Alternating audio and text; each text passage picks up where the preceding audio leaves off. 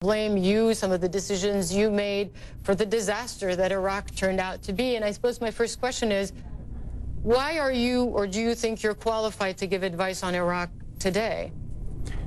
Well, let me first just say, following your coverage of FIFA, I think what we've got to do right now is avoid an own goal in Iraq, which means, irrespective of how we got there, what we need to do now is be vigorous in carrying out the president's goal, which is to defeat ISIS and for ISIS to be seen to be defeated. American credibility is on the line, and the question now is, how do we go about achieving the goal the president has set out? So, but you don't look back at some of the decisions made, for instance, disbanding the army that led to Sunni resentment, that eventually led to al-Qaeda in Iraq, that was the precursor to ISIS. You don't see any of that as having been a domino effect started by the U.S. invasion? No, I think that's a convenient fable that is floating around in the media these days.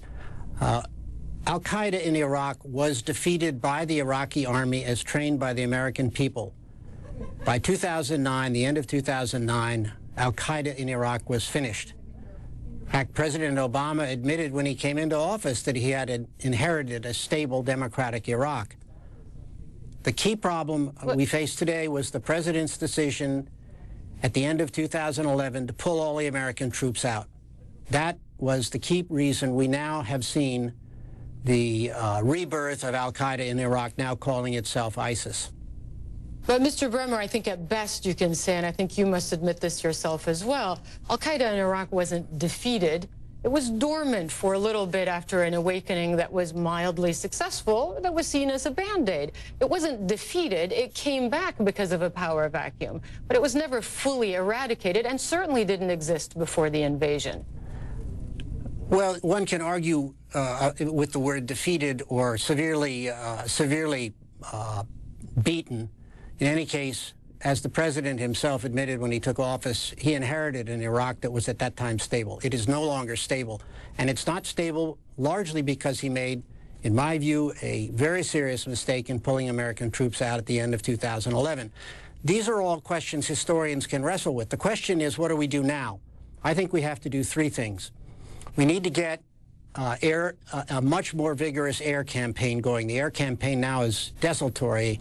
3/4 of the flights, there are only 14 a day, don't even drop ordnance. That means we need to get forward air controllers on the ground. We need special operators. That's the second thing. A greatly increased number of Americans on the ground. Military people I respect think we need to deploy up to 2 more. Sorry, excuse me. Just excuse to get me. clarification on that. Excuse me. You asked me a question. I'm going to finish it. There are three things that have to happen. We need to get forward air controllers on the ground. We need to greatly step up and deploy special operators. And you referred to earlier in the show, we need to start sending weapons to the Sunni tribes and to the Kurds. Those three things I think we need to do right away.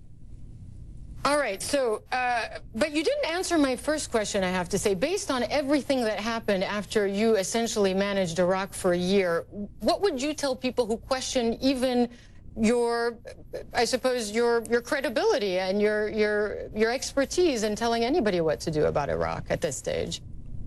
Well, I don't know. Why did you invite me on your show? I guess some people are prepared to listen to all kinds of people. I did live there. I was responsible for more than a year. I think we did, under the circumstances we faced, a good job. And but I don't think that's particularly relevant to the problem we face right now, today, which is the need to defeat ISIS and keep them away from Baghdad. You talked about President Obama withdrawing troops at the end of 2011. But this was not a timeline set by President Obama. This was set by President Bush, the president that you worked under, that you served. Well, as President Bush himself has said, he intended to keep troops there after 2011. So the full withdrawal of American troops by President Obama stands as the critical mistake bringing us to where we are today in Iraq. But you look at Iraq today, 12 years after the invasion, half the country is in the hands of ISIS. The other half is under influence of Iran. It's basically America's two biggest foes in charge of Iraq, when that wasn't really the case before. Did you anticipate that it would go so wrong? No, I don't think, I certainly didn't anticipate it. At least when I was there, the Iranians were being very careful. They only started to move after we withdrew. So what do you think happened?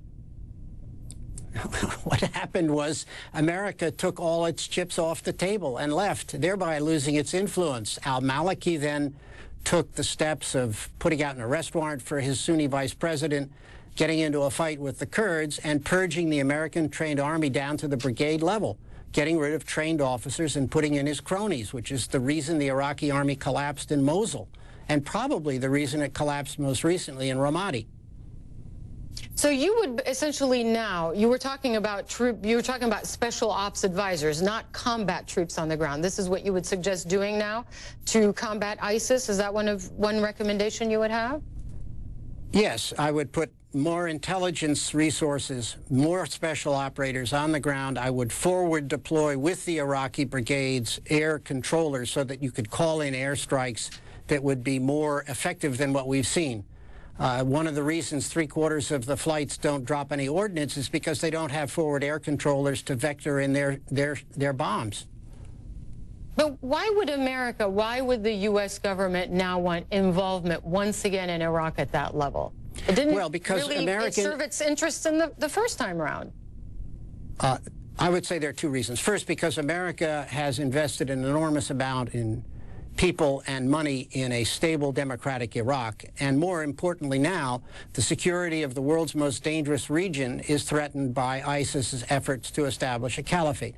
We're kidding ourselves if we think America has no interest in that. That's simply a fool's game. We have a big interest in defeating ISIS, as the president has acknowledged. Now we need to take the steps to achieve that objective. Would you still say, as you did 2 years ago, that Iraqis are better off today than they were under Saddam Hussein? Absolutely. And why? I mean, it's a fair question to ask why. Well, first of all, because as bad as the situation is in Iraq today, it was much worse under Saddam Hussein. Many, many thousands more, hundreds of thousands of Iraqis were killed under Saddam Hussein. Secondly, they live under a democratic government. They have held 7 elections since 2004. We have just seen the 4th successive peaceful transfer of power of an elected government in an Arab country, which is without precedent in the Arab world. Of course, they've got lots of problems. No question about it.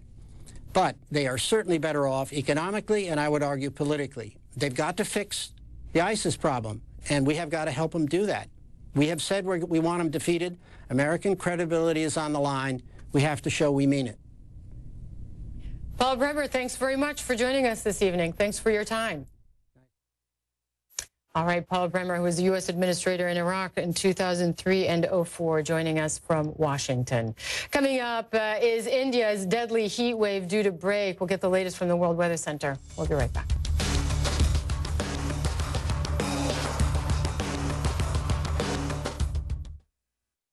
Look out! Ugly scratches? Don't panic.